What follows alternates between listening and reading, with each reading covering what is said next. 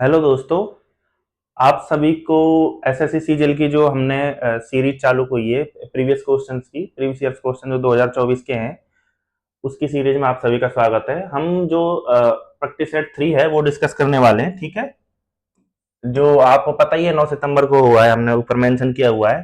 तो पहला क्वेश्चन कर लेते हैं। हमें दिया हुआ है कि एक पोर्टफोलियो है, स्टॉक पोर्टफोलियो है, उसमें 4 स्टॉक शामिल है। एक तो स्टॉक ए है जिसका 20% है, मतलब ये है टोटल 100% हो गया हमारा पोर्टफोलियो, मान लो उसका 20% हो गया, हमारा ए जो है वो हो गया 20%। पहली बात। दूसरा, उसका रिटर्न है, आर की वैल्यू लिख देता हूं मैं यहाँ पे, आर करते ए बी कर देता हूं, यहाँ पे सी और डी, मान लो ये 4 स्टॉक हैं। और ये रिटर्न की वैल्यू लिख देता हूँ, ये परसेंटेज हो गया। ठीक है, रिटर्न हमें कितना दे रखा है, उस स्टॉक का रिटर्न कितना, 6%। ठीक है, स्टॉक बी पोर्टफोलियो का 30% को दर्शाता है, स्टॉक बी है 30% और इसका रिटर्न कितना है, 8%। ठीक है, ये हो गया 8%। स्टॉक सी है जो पोर्टफोलियो का 20% दिखाता है, ये 20% है और इसका रिटर्न है 4%। कितना है टोटल, 4%। और स्टॉक डी है जो पोर्टफोलियो का 30% है और इसका नेगेटिव रिटर्न है। ठीक है, ये आपको दिया हुआ है, इसका नेगेटिव रिटर्न कितना है, माइनस का 5%। ठीक है, तो हमें निकालना है कि जो ओवरऑल जो पोर्टफोलियो जो 100% है उसका क्या अल्टीमेट रिजल्ट क्या है। ठीक है, पोर्टफोलियो का, तो ये हम कर देते हैं 120। आपको पता है राशियों का जो मतलब टोटल हमें 20 संख्या मान के चलो, हम उसको 6 से मल्टीप्लाई करते हैं, इन सभी का योग निकाल लेते हैं और लास्ट में कितने से डिवाइड कर देंगे हम, राशियों की संख्या कितनी है, 100, 20, 30, 50, 20, 70 और 30, 100। ठीक है, 120, ये कितना हो गया, 240 और ये लास्ट में कितना हो गया, 80 और ये कितना हो गया, -150। आप सभी को इन तीनों को तो जोड़ोगे, ये नेगेटिव रिटर्न है क्योंकि हमारी वो अमाउंट डिडक्ट होगी। ठीक है, तो आप सभी को जब इनको जोड़ोगे तो ये हो गया 8 4 12 और इसमें से 5 गए तो ये हमारा आएगा लास्ट में 290। ठीक है, और टोटल अपना पोर्टफोलियो की कितना परसेंटेज है, आपको पता है 100 है। जब आप इसका डिवाइड करोगे तो लास्ट में अल्टीमेटली आंसर आ जाएगा 2.9%। ठीक है, नेक्स्ट क्वेश्चन कर लेते हैं, क्वेश्चन नंबर 2। क्वेश्चन नंबर 2 में हमें दिया हुआ है कि एक सिंप्लीफाई करना है, हमें इसका अल्टीमेट रिजल्ट क्या होगा वो निकालना है, 13। तो हम यहां से निकालते हुए चलते हैं। देखो, 7 में से 7 और 7 14, 14 में से 4 गए तो ये बचा 10 प्लस का। 7 में से अगर मैं 10 घटाऊंगा तो ये माइनस का 10 बचेगा। ठीक है, माइनस जब माइनस से बाहर आएगा तो ये कितना हो जाएगा अपना, प्लस का 3। मतलब मैं यहाँ पे लिख देता हूँ प्लस का 3, प्लस में ये कितना है 14। 7 और 4 कितना है, 11 और ये कितना है, ये घट किस में से रहा है, ये 7 में से डिवाइड सब्ट्रैक्ट हो रहा है और ये हो गया 13 प्लस। ठीक है, आपको ये सारी वैल्यूज दी हुई हैं। ठीक है, एक मिनट देख लेते हैं। 7 7 14 में से 4 गए तो 10 और 7 में से 10 गए तो माइनस का 3, मतलब प्लस का 3 हो गया। ठीक है, ये 14 आपका प्लस का है, ये 7 और 4 11 माइनस का हो गया। ठीक है, ये 7 फिर से, अच्छा इस सारी वैल्यू को अपन को घटाना है, इसमें से ये जो बचेगा इसमें से घटाना है। ठीक है, अब आप देखो ये कितना हुआ, 11 किस किस में से घट रहा है,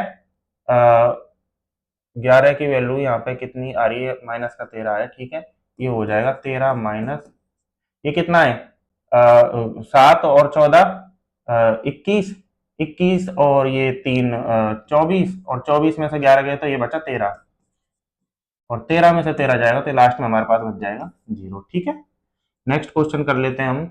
नेक्स्ट क्वेश्चन दिया हुआ है कि यदि बुधवार को एक प्रिंटर्स की हमें वो दी हुई है, उनका रिजल्ट है पर डे के हिसाब से कि कुछ रिजल्ट आ रहा है उनका।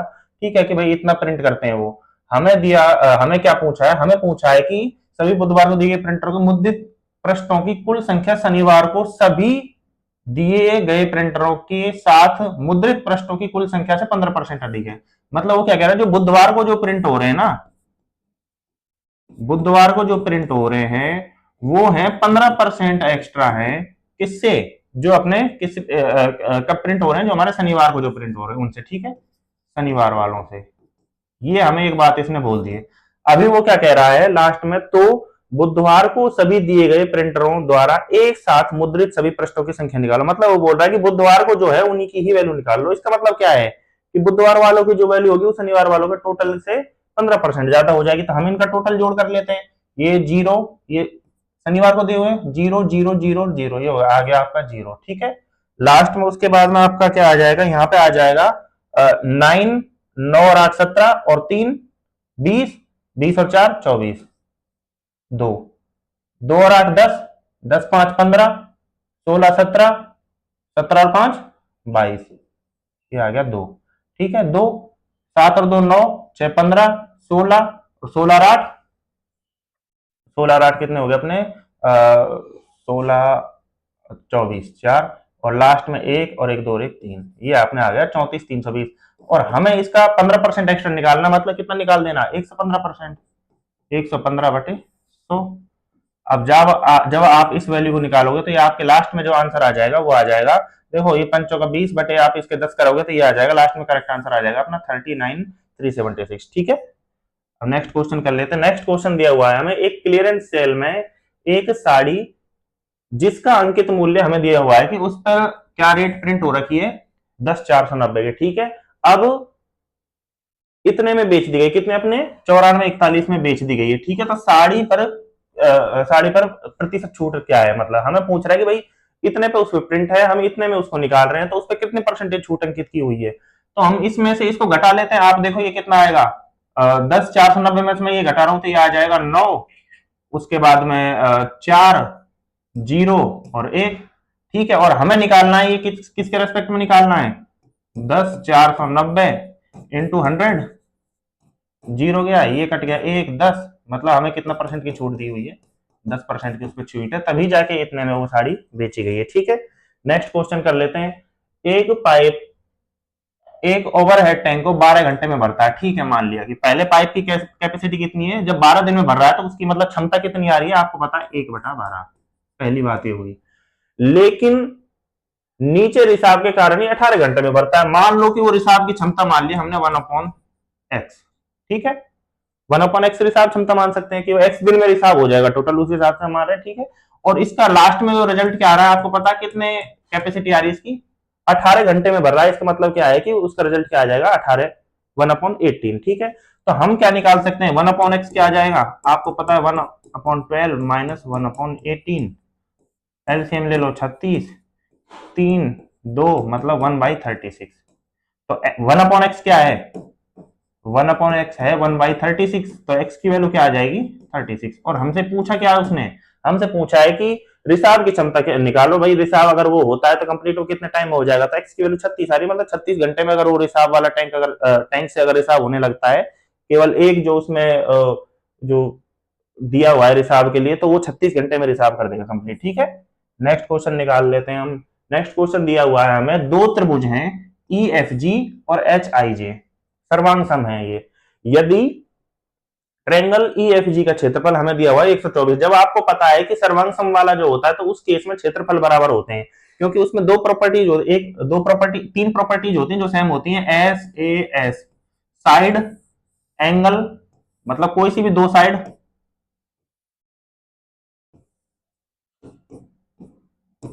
मान लो ये थीटा, ये एंगल हो गया, ये इसके बराबर हो गया।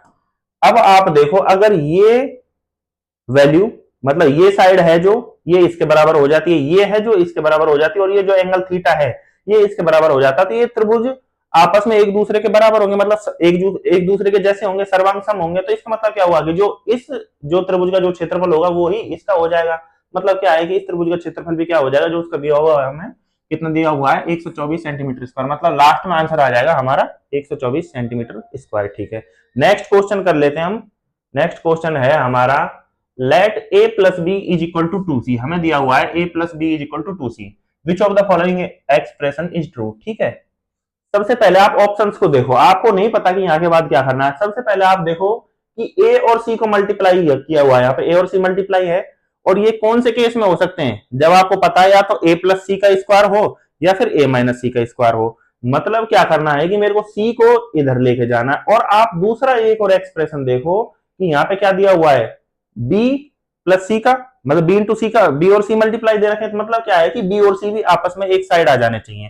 तो हम क्या कर सकते हैं, आप देखो सबसे पहले मैं इसमें से एक c को इधर ले आता हूं, तो आप देखो ये क्या हो जाएगा a माइनस सी हो जाएगा। अब आपको पता एक c इधर बचा हुआ था, तो ये b को मैं इधर ले जाता हूं माइनस बी। क्या अब हम इन दोनों का स्क्वायर करते हैं तो a और c वाली कंडीशन आने की पॉसिबिलिटी है, बिल्कुल है। ठीक है, तो हम इन दोनों के साइड में कर देते हैं स्क्वायर। ठीक है, अगर मैं दोनों साइड स्क्वायर करूंगा तो ये आपको पता क्या हो जाएगा, a square minus 2ac plus c square is equal to क्या हो जाएगा c square -2bc plus b square.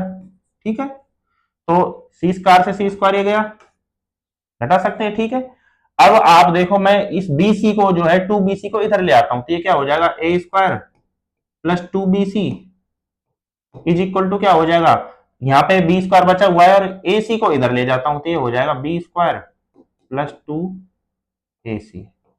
अब आप देखो ऐसा कौन सा ऑप्शन है, ऐसा ऑप्शन है, ये पहला तो है नहीं, ए स्क्वायर प्लस AC है, ए स्क्वायर के साथ में 2BC आना चाहिए, ए स्क्वायर प्लस 2BC, तो ये दोनों साइड में ये ट्रू हो रहा है, तो कौन सा अपना ऑप्शन करेक्ट होगा, ऑप्शन नंबर सी। ठीक है, नेक्स्ट क्वेश्चन कर लेते हैं हम। नेक्स्ट क्वेश्चन दे रखा है हमें, एक समीकरण दे रखा है फर्स्ट, ये फर्स्ट इक्वेशन दे रखी है, दूसरी इक्वेशन हमें ये दे रखी है, हमें बोल रहे हैं कि भाई के की वैल्यू ग्रेटर देन 1 है, तो के स्क्वायर भी के स्क्वायर है, ये के टू नहीं है, के स्क्वायर प्लस 6 का मान हमें निकालना है। ठीक है, के स्क्वायर प्लस 6 का मान अगर हमें निकालना है, तो आप देखो सबसे पहले जब ये लाइन आपस में समांतर है, हमें क्या दिया हुआ है, समांतर लाइन। समांतर लाइन जब होते हैं, मान लो कि एक इक्वेशन होती है ना कि a1x plus b1y is equal to c1, और दूसरी लाइन की इक्वेशन मान लो कि आपके a2x plus b2y is equal to c2। अगर ये दोनों लाइन समांतर है, तो उस केस में क्या होगा, a1 बटे a2 बराबर हो जाएगा b1 बटे b2 को। तो यहाँ पे a1 की वैल्यू क्या है आपको पता है, 4 है, बटे a2 दूसरी इक्वेशन में a k माइनस 2। ठीक है, ये किसके बराबर हो जाएगा, b1 बटे b2 के बराबर हो जाएगा। तो b1 का मान कितना है, फिर से k माइनस 2, और b2 का मान कितना है आपको पता है, लास्ट में y के मल्टीप्लाई में क्या है, 9। ठीक है, ये दोनों आपस में बराबर हो जाएंगे, तो आप देखो मैं इसको क्रॉस मल्टीप्लाई कर दूं, तो ये क्या हो जाएगा, k माइनस 2 का स्क्वायर, k माइनस 2 का स्क्वायर इज इक्वल टू 9 चौका 36। तो k माइनस 2 की वैल्यू क्या आ जाएगी आपको पता है, रूट कर दूं मैं इधर, 6 आ गया, तो k की वैल्यू क्या हो गई हमारे पास 8। और हमें पूछा क्या है, हमें पूछा k स्क्वायर प्लस 6 का मान क्या होगा, k स्क्वायर क्या है 8, 8 और 2 64, 64 और 6, 64 और 6 कितने होते हैं 70, तो 64 मैं लिख भी देता हूं, चलो 8 का स्क्वायर प्लस में 4 6, तो ये होता है 64 प्लस में 6, इसका मान क्या होगा 70 आएगा लास्ट में। ठीक है, तो करेक्ट आंसर होगा अपना b. Question number 9, question number 9 में हमें पूछा है कि एक टेबल है जिसका आप अध्ययन करो, और उसमें 4 कंपनी दी हुई है, आपको दे रखा है कि टी शर्ट प्रोडक्शन की कंपनी है, उनमें 4 कंपनी दी हुई है, C1 C2 C3 and C4। ठीक है, ये सारा प्रोडक्शन की शीट दे रखी है, तो और हमें क्या पूछा है, then find the company which has the maximum production, maximum average production. ठीक है, तो हमें वो कंपनी निकालनी है इन चारों में से जिसका मैक्सिमम एवरेज प्रोडक्शन हो। आपको पता है एवरेज क्या होता है, एवरेज का मैंने आपको बताया, एवरेज क्या होता है, एवरेज होता है कि टोटल जो सम है, sum by total numbers, total numbers कितनी है।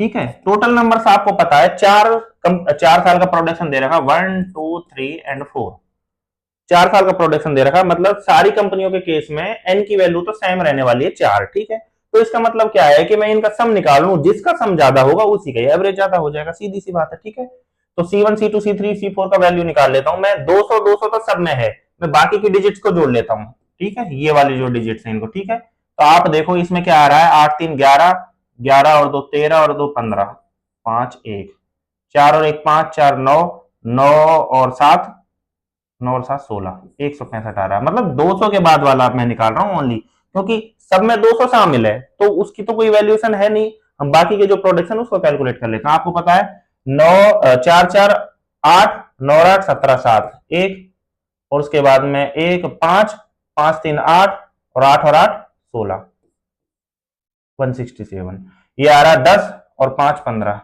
1 3 3 6 3 9, 9 और 4 13 और 1 14, 145।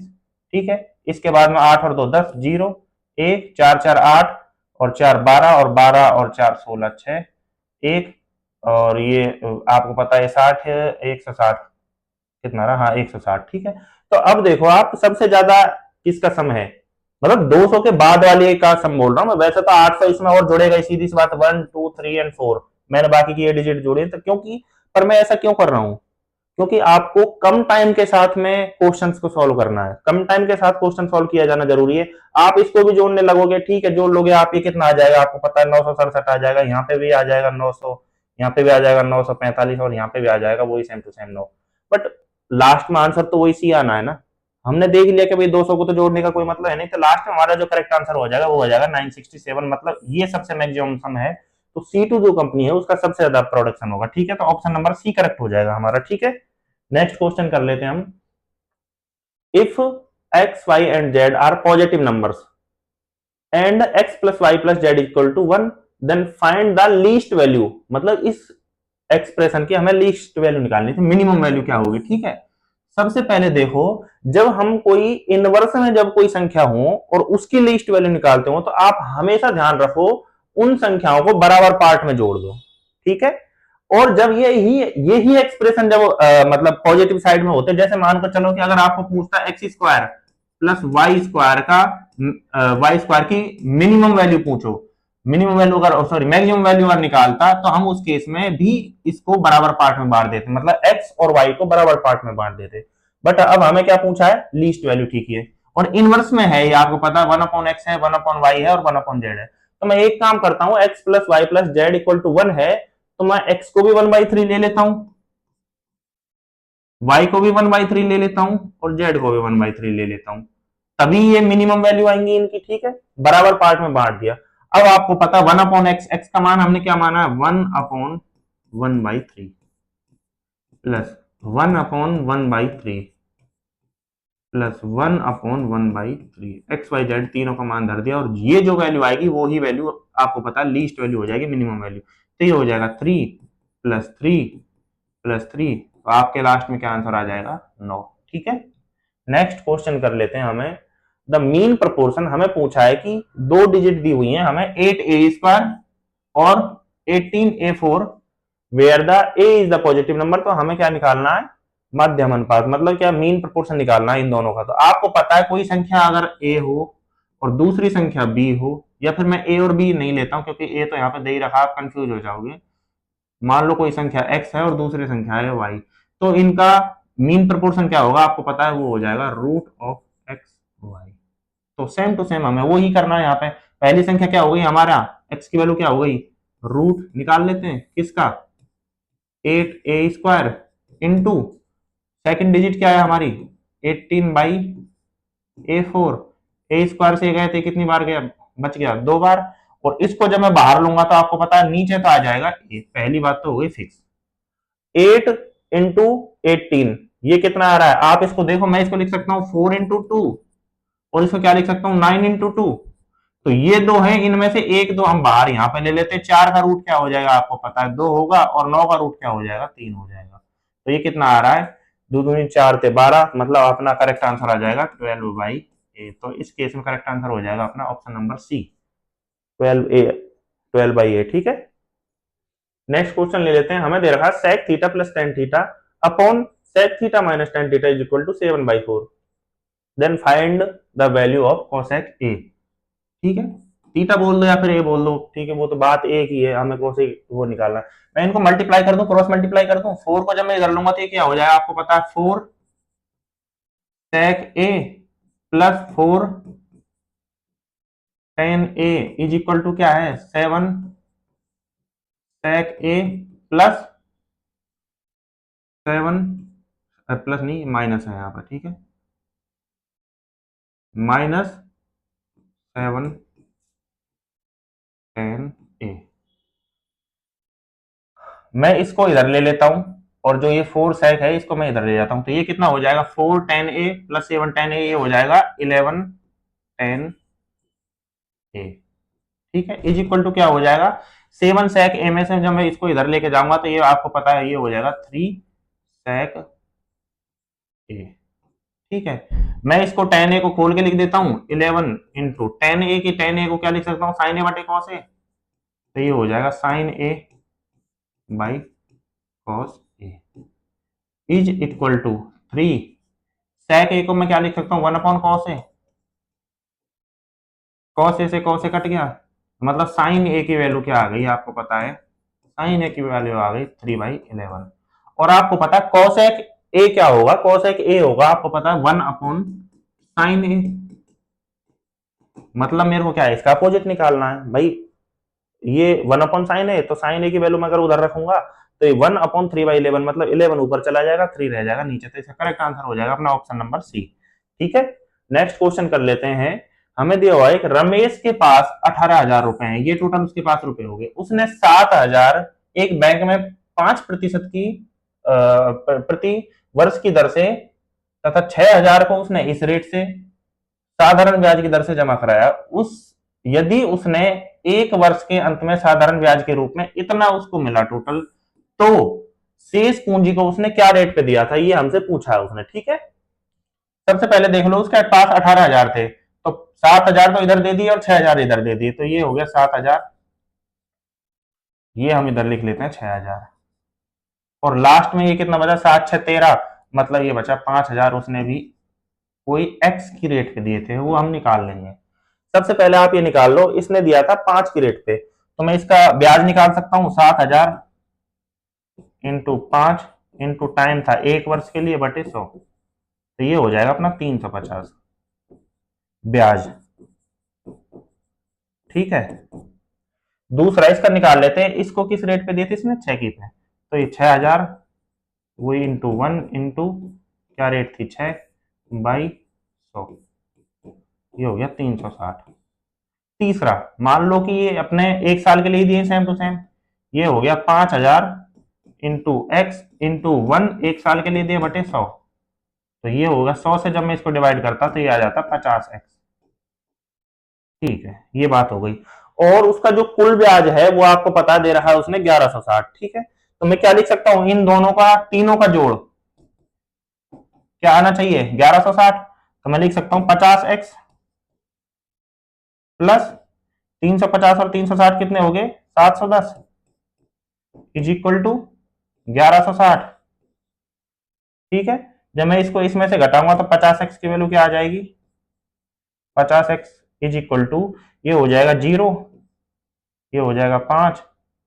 ठीक है, और ये 5 बच गया, और ये इसमें से गए थे, ये बच जाएगा 450। जब मैं x की वैल्यू निकालूंगा और इसमें डिवाइड करूंगा तो x की वैल्यू आ जाएगी 9।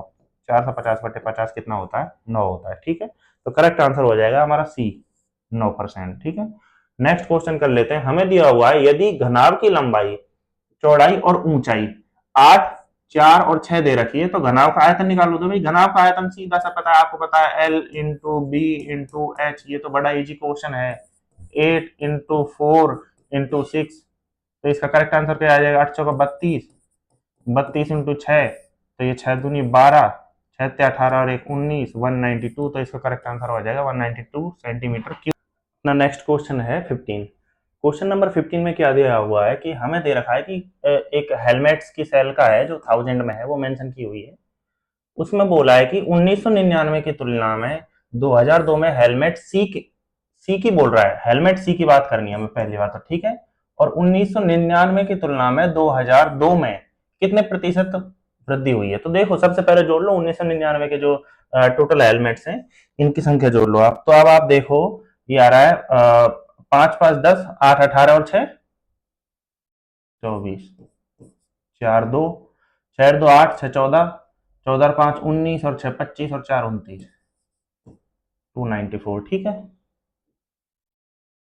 इसके बाद में आप इसके हेलमेट जोड़ लो। ये टोटल हेलमेट कितने आ रहे हैं, ये आ रहे हैं 8 तो 10 और 10 8 18 और 4 22 और 22 और 3 25। ठीक है, 2 8 2 10 और 10 और 12 22 और 22 और 8 ये हो गए अपने क्या नाम है 30, 30 के बाद में 38। जब आप इसमें से इसको घटाओगे तो ये आएगा 91।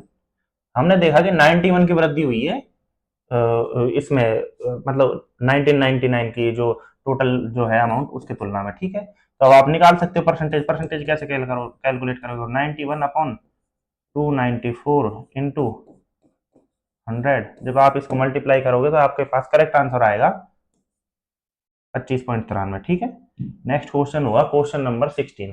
क्वेश्चन नंबर 16 में दिया हुआ है कि हमें एक कंपनी है जिसके 2018 का जो प्रोडक्शन है वो दिया हुआ है। 3 कंपनी है, 3 कंपनी, कंपनी ए, कंपनी बी और कंपनी सी। ठीक है, इसमें पूछा है कंपनी सी द्वारा उत्पादित रेफ्रिजरेटर फ्रिज की कुल उत्पादन का कितना प्रतिशत है। कंपनी जो सी है ना, जो सी कितना उत्पादन कर रही है, जो टोटल प्रोडक्शन हुआ। देखो सबसे पहले आप पढ़ो पी, पी प्रोडक्शन वाली कौन सी है, ये वाली जो है, ये कलर जो है प्रोडक्शन का, ठीक है। तो कंपनी सी का पूछा है, कंपनी सी का 150 है। ये किससे कंपेयर करेंगे हम, टोटल से, और टोटल देखो आप कितना आ रहा है, ये आ गया 0, 9 और 5 14 और 4 18, एक एक रोक 2 और एक 3 4, तो ये आ गया 480 इंटू 100, ठीक है। ये 0 गया, आप यहाँ से 3 से अगर डिवाइड करोगे तो ये आएगा 5, अगर आप यहाँ डिवाइड करोगे तो ये आएगा 16, ठीक है। ये हो जाएगा अपना 5 1 0 0 बटे 16।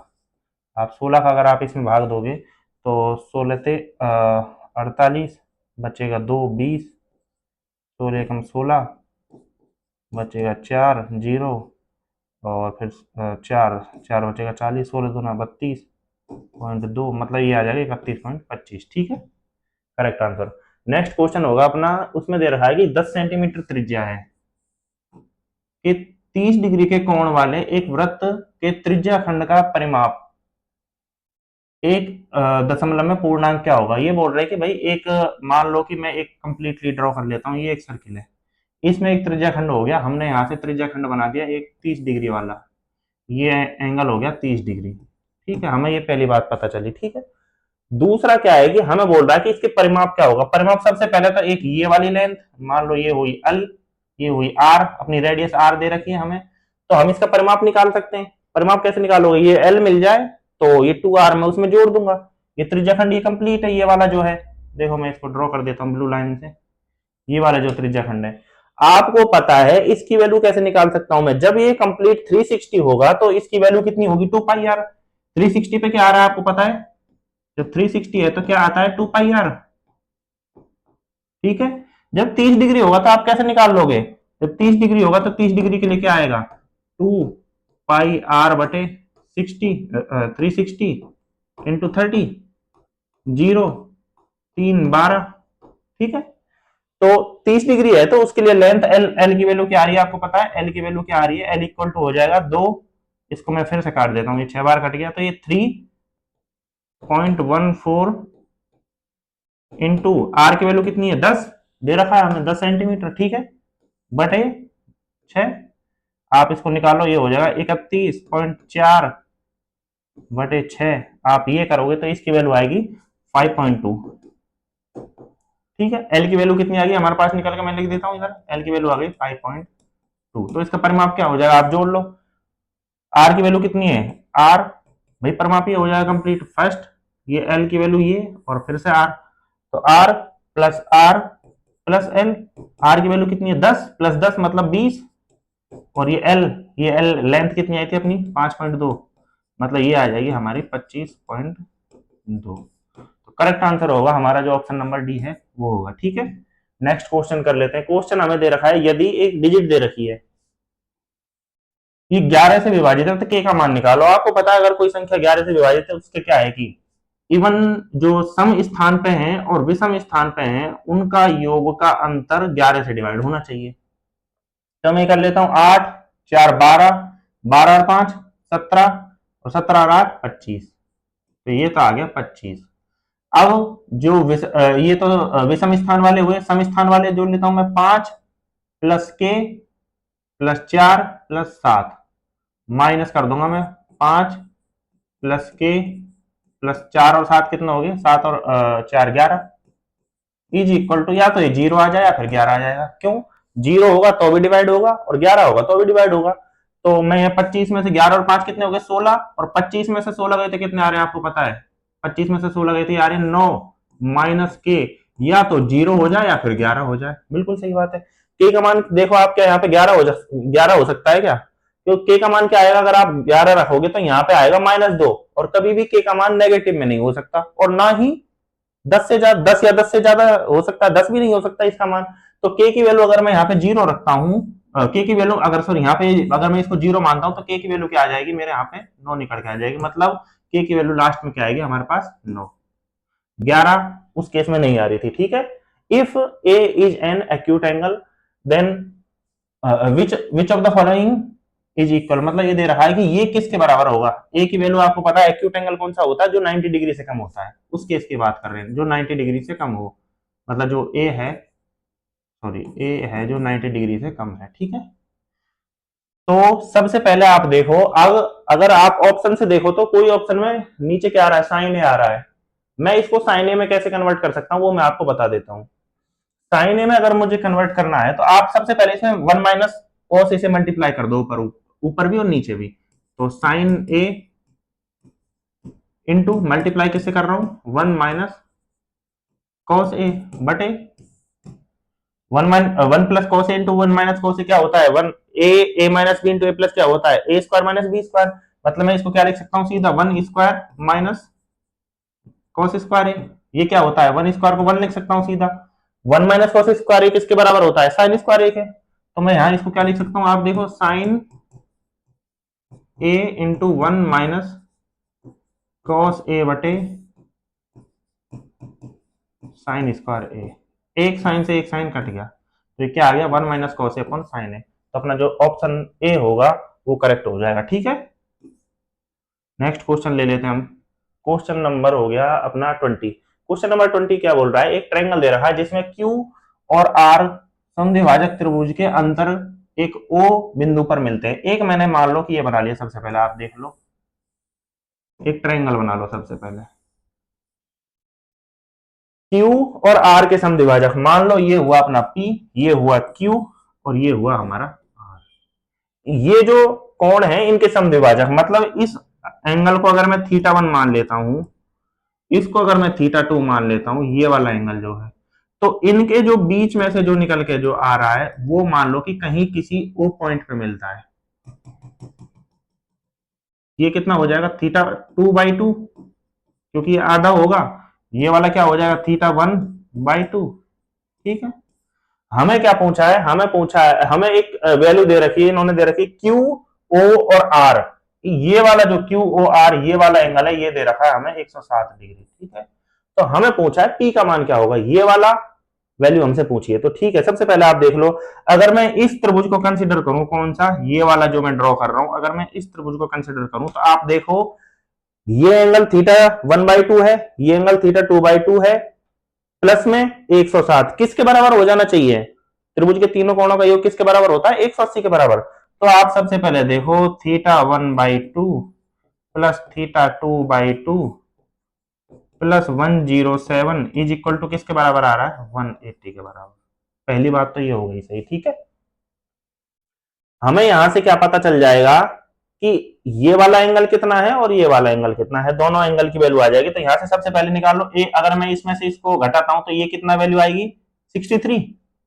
तो θ1 प्लस θ2/2 इज इक्वल टू आ गया 63। 63 आता है ना, नहीं 73, 73, ठीक है, 73 आ गया। तो θ1 प्लस θ2 की वैल्यू क्या आ जाएगी अपने पास, मल्टीप्लाई कर दूं मैं, θ1 प्लस θ2 इज इक्वल टू क्या आ गया, ये आ गया 146। ये वैल्यू θ1 प्लस θ2 दोनों की वैल्यू क्या आ गई आपको पता है, जोड़ के आ गई 146। तो मैं लिख सकता हूं यहां पे, आप देखो एंगल P प्लस θ1 प्लस θ2। अब आप इस त्रिभुज को कंसिडर करो, देखो ये त्रिभुज मैं फिर से जो ड्रॉ कर रहा हूं, ये त्रिभुज अपने आप में एक, इसके सारे जो एंगल है उनकी वैल्यू क्या होगी, उनका जोड़ क्या होगा, 180 होगा। तो मैं इसको क्या लिख सकता हूं, इज इक्वल टू 180 हो गया। θ1 प्लस θ2 की हमने निकाल ली 146, तो एंगल P की वैल्यू आ जाएगी ना हमारे पास निकल के, वो क्या आ जाएगी, 180 माइनस 146, जो किसके बराबर आएगी, ये वाली वैल्यू आएगी 34 के बराबर। एंगल P जो होगा वो आ जाएगा 34 डिग्री, ठीक है। तो करेक्ट आंसर होगा हमारा option number D. Next question कर लेते हैं हम, क्वेश्चन नंबर 21।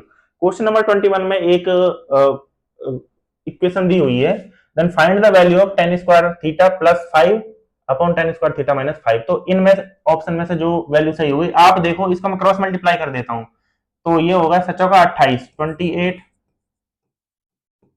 साइन ए प्लस 4 चौका 16 cos a is equal to, ठीक है, ये 5 को अगर इससे मल्टीप्लाई करता हूं तो ये होता है 45 sign A minus 10 cos A वाली टर्म से एक साइड रख लो, साइन ए वाली एक साइड रख लो, ठीक है।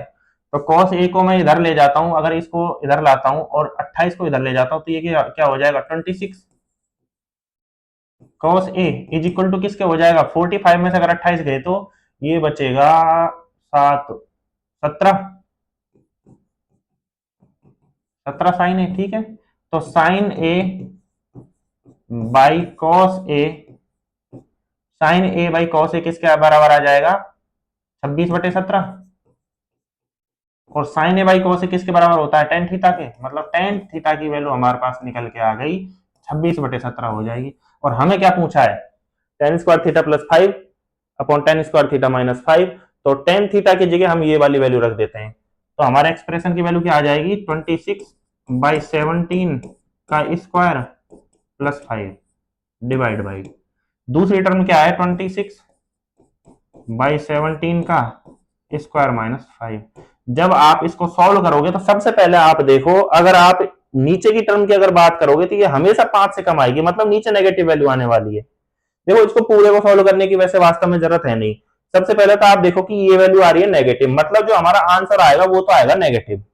अब हम दूसरी बात ये देख लेते हैं कि भाई ऊपर क्या आ रहा है। देखो नेगेटिव वाले ऑप्शन कौन कौन से, एक तो या तो ये सही हो सकता है या फिर ये सही हो सकता है।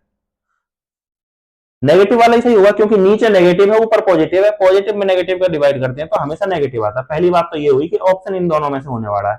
दूसरी बात ये है कि आप देखो ऊपर वाली संख्या बड़ी है और नीचे वाली छोटी है, तो ऊपर वाली संख्या किस में बड़ी है इसमें, नीचे वाली छोटी है, तो ये वाला भी गलत हो गया।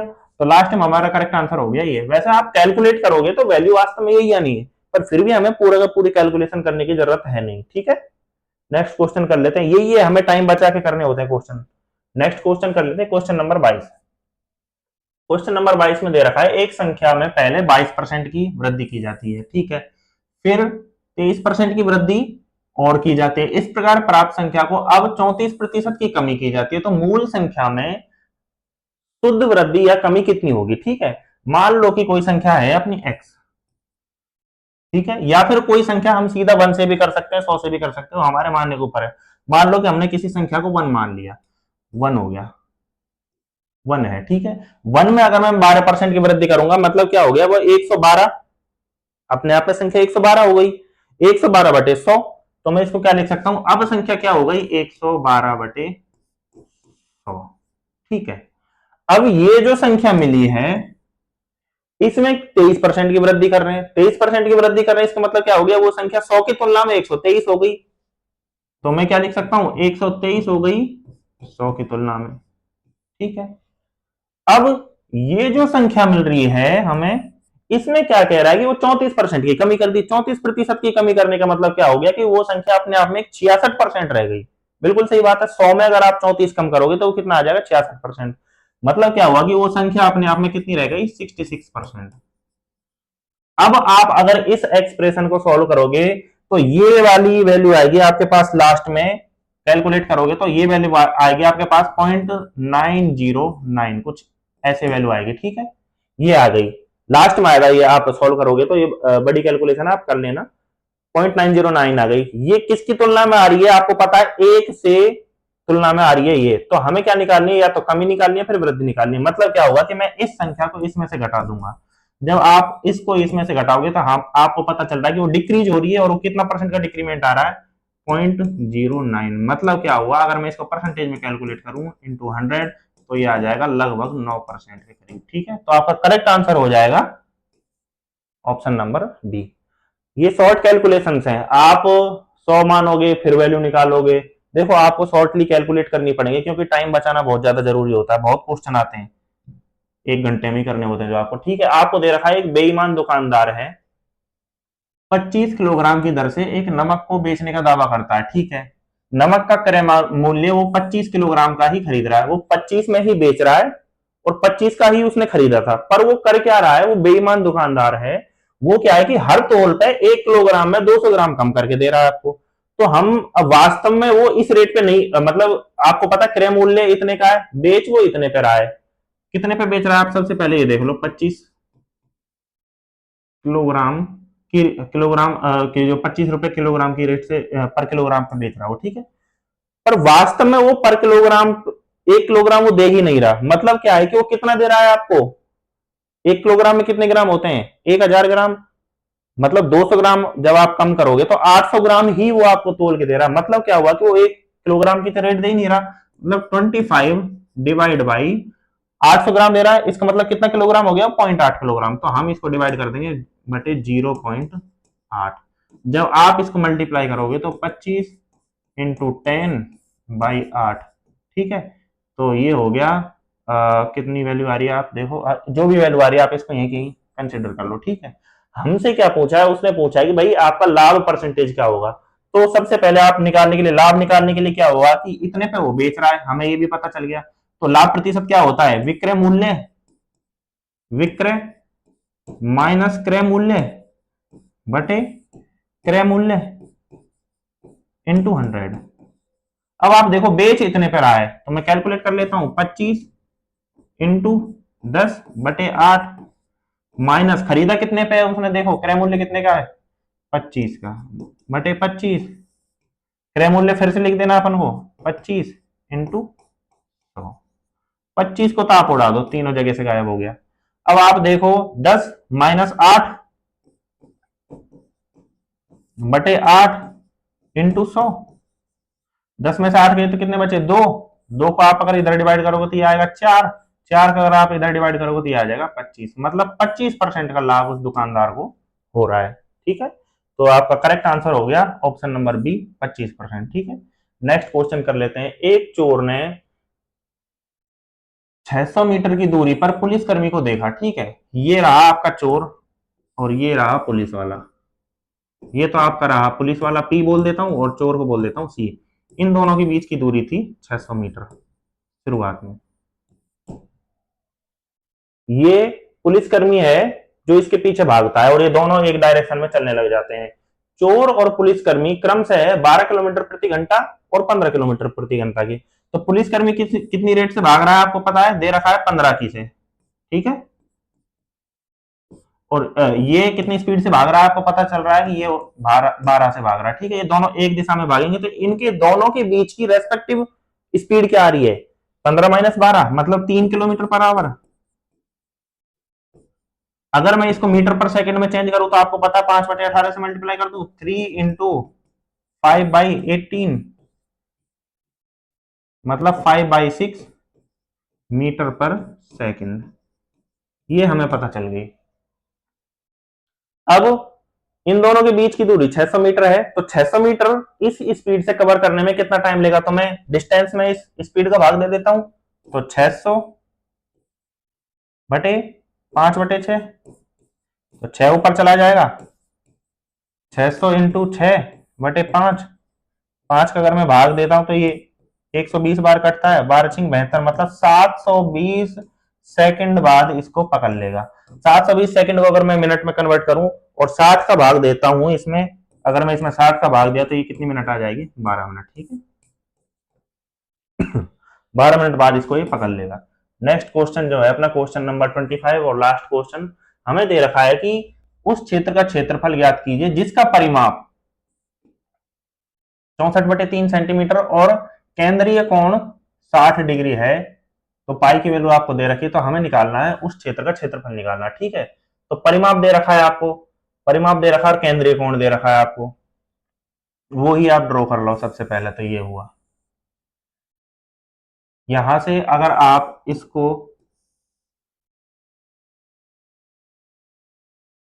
आप अगर ये देखोगे तो इसकी वैल्यू कितनी है, परिमाप जो इसका टोटल है 60 डिग्री का कोण हो गया, ये 60 डिग्री का कोण हो गया। तो आप देखो जब 360 की, जब टोटल रेडियस हो जाएगी, जब 360 कंप्लीट हो जाएगा तो आपकी परिधि की वैल्यू क्या होती है आपको पता है, 2πr, ठीक है। जब आपका 60 डिग्री का कोण होगा तो क्या होगा, आप देख लो सबसे पहले। तो 60 डिग्री पे क्या हो जाएगा, 60 डिग्री पे हो जाएगा 2πr/360 × 60। तो ये 6 बार कट गया, मतलब हो गया ये π × r/3। मतलब ये वैल्यू क्या आ गई हमारे पास, πr/3, ठीक है। हमें ये बात पता चल गई। सबसे पहली बात आपको दे रखा है कि इसका परिमाप जिसका परिमाप दे रखा है 64/3, मतलब r plus r plus pi r by three is equal to क्या आ रहा है, आपको दे रखा है 64/3। पाई की वैल्यू दे रहा है कि वो 22/7 है, तो आप यहाँ पर रख दो 22/7। आर की वैल्यू निकल के आ जाएगी, आर में कॉमन ले लेता हूँ इधर, ये हो गया 1 और 1 2, प्लस पाई की वैल्यू रखी तो मैं 22/7 इंटू 3 इज इक्वल टू 64/3। अब आप देखो आर को मैं अगर इधर ही कॉमन रखता हूं तो ये कितना आ जाएगा, 21 दूनी 42 और 42 और 22 64 इंटू 64 बटे ये कितना, 7 थे 21 बराबर क्या है 64/3। 64 से 64 काट दो, 3 को काटा करिए 7 बार बचा, तो आर की वैल्यू आ गई हमारे पास निकल गई 7, किसमें है सेंटीमीटर में है तो सेंटीमीटर में, आर की वैल्यू 7 सेंटीमीटर निकल के आ गई। तो हम इसका क्षेत्रफल निकाल सकते हैं। क्षेत्रफल निकालने के लिए फिर वही सेम टू सेम, जब 360 एंगल होता है तो हमारा क्षेत्रफल क्या होता है, पाई इंटू आर स्क्वायर। जब 60 डिग्री होगा तो आपको पता है पाई आर स्क्वायर बटे 360 इंटू 60, वही सेम टू सेम 6, मतलब पाई आर स्क्वायर बाई 6, ये हो जाएगा इसका क्षेत्रफल। ठीक है, पाई आर स्क्वायर बाई 6, तो पाई की वैल्यू आपको पता दे रखा है, दे रखी है 22/7 इंटू आर की वैल्यू भी आप निकाल ली, कितनी आ रही है 7/6, 7 से 7 गया, 3 से काटा तो ये बचा 2, 2 से काटा तो ये बचा 3 बार, ये 11 बार, तो 11 गुना 7 किया, ये आ गया 77/3।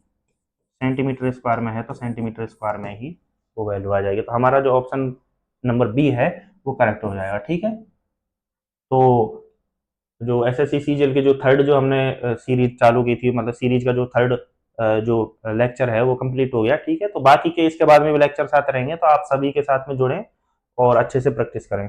धन्यवाद।